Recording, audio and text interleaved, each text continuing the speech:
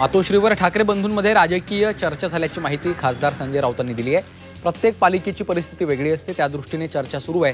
चर्चेनं अंतिम टप्पा गाठल्याचं राऊतांनी म्हटलं। याचबरोबर मुंबईचा महापौर हा मराठी होणार असल्याचं राऊत यांनी सांगितलं।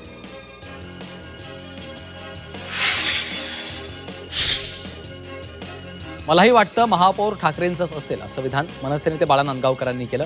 एकमेकांसोबत लढायचं असेल तर आनंदाची बाब आहे असं देखील नांदगावकरांनी सांगितलं। याचबरोबर मुंबईकरांचं ठाकरेंवर प्रचंड प्रेम असल्याचं नांदगावकरांनी म्हटलं। ठाकरे बंधू एकत्र येत असतील तर वाईट वाटून घेण्याचं कारण नाही असं भुजबळांनी म्हटलं। महायुतीचाच महापौर होणार असं खात्रीने सांगतो असं देखील त्यांनी म्हटलंय। तर मुंबईचाच महापौर होणार असून महापौर कोण होणार हे मुंबईकरांनी ठरवलं असं नवनाथ बन यांनी म्हटलंय।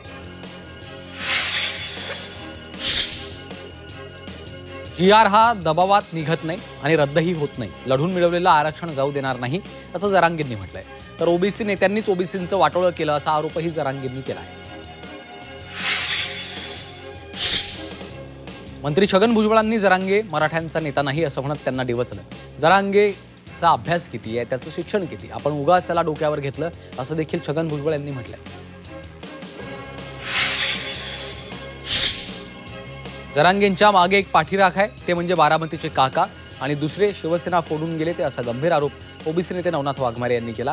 त्या दोघांशिवाय जरांगेंना कोणी विचारत नाही आणि हेच दोघे त्यांना रसद देतात असं म्हणत वाघमारेंनी निशाणा साधला। शेतकऱ्यांना कर्ज वसुलीसाठी तगादा लावू नका असा इशारा मनसे नेते बाळा नांदगावकरांनी बँकांना दिलाय। आम्ही हात जोडून न्याय मागतोय, नाहीतर हात सोडून न्याय मागू असं देखील त्यांनी ठणकावलं। भाजप आमदार गोपीचंद पडळकरांनी मुख्यमंत्र्यांची भेट घेतली। बीड जिल्हा कारागृह अधीक्षकांवर पडळकरांनी गंभीर आरोप केले। कारागृह अधीक्षक कैद्यांचे धर्मांतर करतायत असा आरोप त्यांनी केला। अधीक्षकांना बडतर्फ करून गुन्हा दाखल करण्याची मागणी त्यांनी केली आहे। बेस्ट कामगार सेनेच्या अध्यक्षपदी सचिन अहिर यांची नियुक्ती करण्यात आली। सुहास सामंत यांच्या राजीनाम्यानंतर अहिर यांची नियुक्ती झाली आहे। नितीन नांदगावकरांकडे सरचिटणीस पदाची जबाबदारी आहे, तर गौरीशंकर खोत हे बेस्ट कामगार सेनेचे प्रमुख मार्गदर्शक आहेत।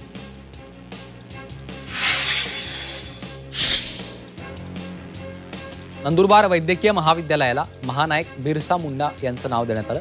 बिरसा मुंडा यांचं नाव दिल्यानं बिरसा मुंडा यांच्या कार्याला उजाळा देण्याचं काम राज्य सरकारनं आणि मुख्यमंत्री देवेंद्र फडणवीसांनी केलं। नवी मुंबई आंतरराष्ट्रीय विमानतळामुळे 2 लाखांहून अधिक रोजगार निर्मिती होणार आहे। विशेष म्हणजे या प्रकल्पामुळे दुहेरी विमानतळ असलेल्या लंडन, पॅरिस, न्यूयॉर्क, टोकियो सारख्या जागतिक दर्जाच्या शहरांच्या यादीत मुंबईचा समावेश होणार आहे। या विमानतळाच्या पहिल्या टप्प्याचं लोकार्पण पंतप्रधान मोदींच्या हस्ते होणार आहे। नागपूर विभाग पदवीधर मतदारसंघाच्या निवडणुकीसाठी केंद्रीय रस्ते वाहतूक आणि महामार्ग मंत्री नितीन गडकरी यांनी मतदार यादीमध्ये नाव नोंदवण्यासाठी अर्ज भरला। यावेळी गडकरी यांच्या निवासस्थानी नागपूर भाजपचे अध्यक्ष दयाशंकर तिवारी, नागपूर विभागाचे नोंदणी प्रमुख माजी आमदार सुधाकर कोहळे उपस्थित होते। पदवीधर मतदारसंघ परत जिंकण्यासाठी भाजपा जोरदार कामाला लागली आहे।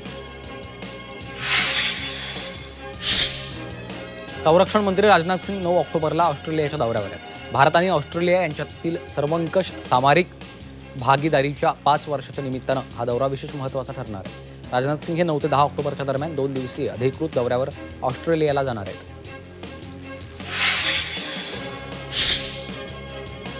परराष्ट्र मंत्री एस जयशंकर यांनी एक महत्त्वाचं विधान केलं। अमेरिकेसोबतच्या व्यापार करारावर विधान केलेलं आहे। भारताच्या लाल रेषांचा आदर केला पाहिजे, जर आदर असेल तरच अमेरिकेसोबत व्यापार करार असं त्यांनी सांगितलेलं आहे।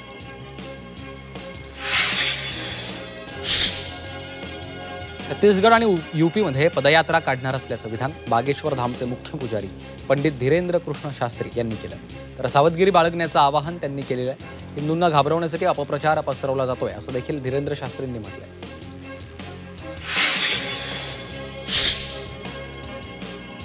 थकीत महागाई भत्ता, वेतनवाढ, फरकाची रक्कम यासह अनेक प्रलंबित मागण्यांसाठी एसटी कर्मचाऱ्यांचा 12 ऑक्टोबरला मशाल मोर्चा आहे। मध्यरात्री 12 वाजता या मोर्चाला सुरुवात होईल। तर या मोर्चानंतर कर्मचारी बेमुदत ठिय्या आंदोलन करणार आहेत।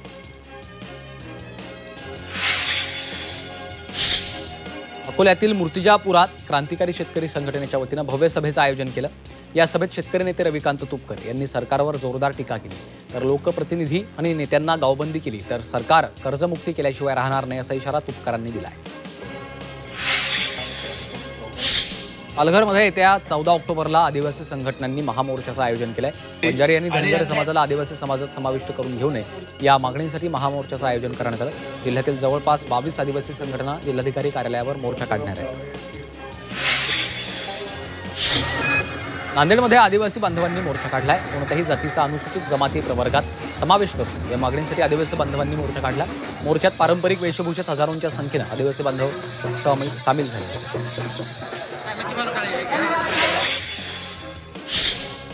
राज्यात झालेल्या मुसळधार पावसामुळे मोठं नुकसान झालं. या पार्श्वभूमीवर अखिल भारतीय नाट्य परिषद कल्याण शाखेच्या वतीनं पूरग्रस्तांना मदत करण्यात आली. या कलावंतांनी सोलापूर, बीड, धाराशिवमधील पूरग्रस्तांना जीवनावश्यक वस्तूंचं वाटप केलं.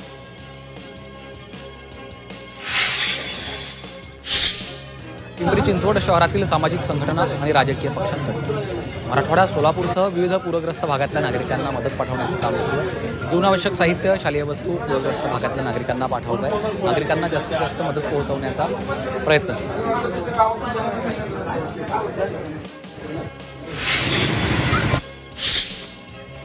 भंडारा, नागपूर जिल्ह्यातील शिवबा राजे फाउंडेशनकडून मराठवाड्यातील पूरग्रस्तांना जीवनावश्यक वस्तूंची किट वाटण्यात आली आहे. पूरग्रस्तांच्या मदतीसाठी शिवबा राजे फाउंडेशननं मदतीचा हात पुढे केला. सामूहिक वर्गणी गोळा करून या फाउंडेशनने सामाजिक बांधिलकी जपली आहे.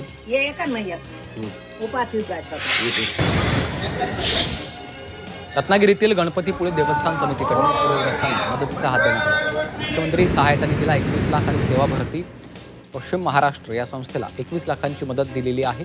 गणपतीपुळे देवस्थान समिती सामाजिक बांधिलकी लक्षात घेऊन सामाजिक स्वरूपाचं काम करते. परभणी शहरासह तालुक्यात मुसळधार पाऊस झाला. अनेक भागातील ओढ्या नाल्याला पूरपरिस्थिती निर्माण झाली आहे. नांदखेडा शिवारात ढगफुटी सदृश पाऊस झाल्यानं शेती शिवारात मोठं नुकसान झालेलं आहे.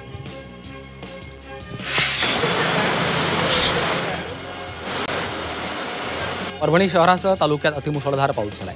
त्यामुळे शहरातील सखल भागात पाणी साचलं. तर अक्षदा मंगल कार्यालय परिसरातनं वाहणाऱ्या नाल्याचं पाणी मोठ्या प्रमाणात नागरिकांच्या घरात शिरल्यानं संसारोपयोगी साहित्याचं मोठं नुकसान झालंय. दिल्लीमध्ये येलो अलर्ट जारी केलेला आहे. पाऊस आणि जोरदार वाऱ्यासह दिल्ली एनसीआरमध्ये हवामान बदललं. तर हरियाणामध्ये पावसासह गारपिटीची शक्यता वर्तवण्यात आली आहे. दार्जिलिंगमध्ये भूस्खलन झालंय. त्यामुळे प्रचंड नुकसान झालं. या ठिकाणी पूल कोसळल्यानं आतापर्यंत 20हून अधिक लोकांचा मृत्यू झालाय. तर भूस्खलनामुळे अनेक रस्ते बंद झाले.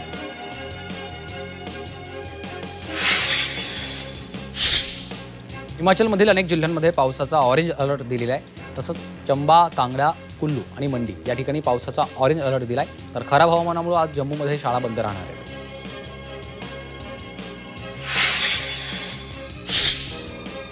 नेपाळमध्ये पुरामुळे प्रचंड नुकसान झाले. रस्त्यांवर पुराचं पाणी वाहत आहे. त्यामुळे नागरिकांचं जनजीवन विस्कळीत झालं. तर अनेक वाहनं पुरात अडकली आहेत. भूतानमध्ये मुसळधार पावसानं हाहाकार केलाय. मुसळधार पावसामुळे भूतानमधील नद्या दुथडी भरून वाहत आहेत. पाण्याचा जोरदार प्रवाहात 2 तरुण वाहून गेले.